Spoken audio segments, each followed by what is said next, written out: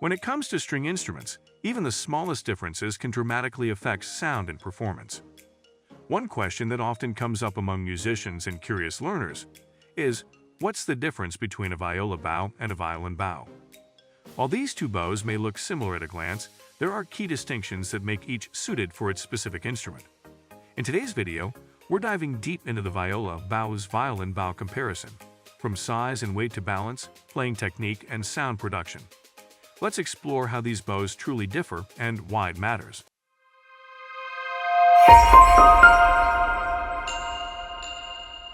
Let's start with the basics. First off, it's important to understand that both the violin and viola are part of the same string family. However, the viola is larger and tuned a fifth lower than the violin. This difference in size and pitch affects how each bow is designed and how it performs. So, what's the real difference between a viola bow and a violin bow? Still wasting money on ads that get ignored? Let influencers tell your story. Promotional Pact connects your e-com brand to the right niche influencer to reach your target audience. Get more sales with less spent. Link in description. Bow weight and length.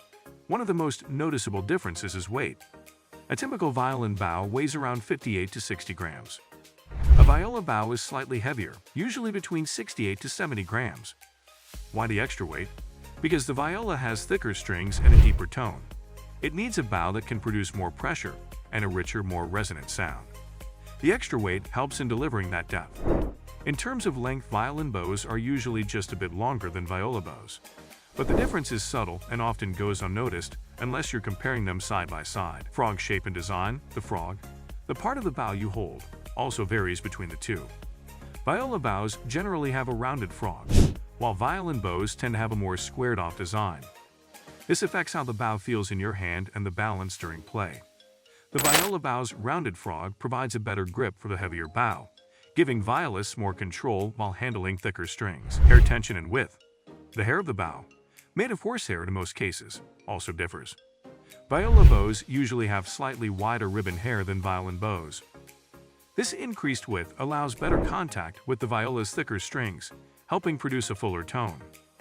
The extra width and tension of the hair also help to dig into the strings more effectively, which is especially important for the lower-pitched, resonant viola. Playing technique and sound.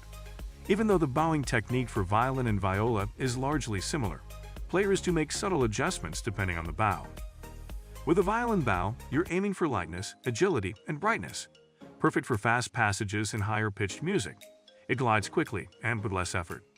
On the other hand, the viola bow allows for more pressure and richness, especially helpful when expressing the instrument's dark and mellow tones. Its added weight helps bring out the resonance of the viola's C string and aids in sustaining deeper notes. Can you use one bow for both instruments? Technically, yes, but it's not ideal. Using a violin bow on a viola can result in a thin, weak sound, especially on the lower strings. Meanwhile, using a viola bow on a violin might feel too heavy, making it harder to execute fast, delicate passages. So, while you can interchange in a pinch if you're serious about tone and technique, it's best to use the appropriate bow for each instrument. How to tell them apart? Here are a few quick tips to identify them. Check the weight. If it feels heavier, it's likely a viola bow. Look at the frog. Rounded equals viola, squared equals violin. Measure length. Violin bows are slightly longer. Still unsure?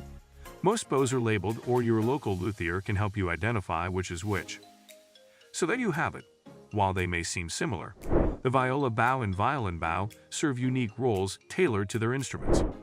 Understanding these differences helps you choose the right tool for your music and improves your sound. If you found this helpful, don't forget to like, subscribe, and hit the bell for more music insights.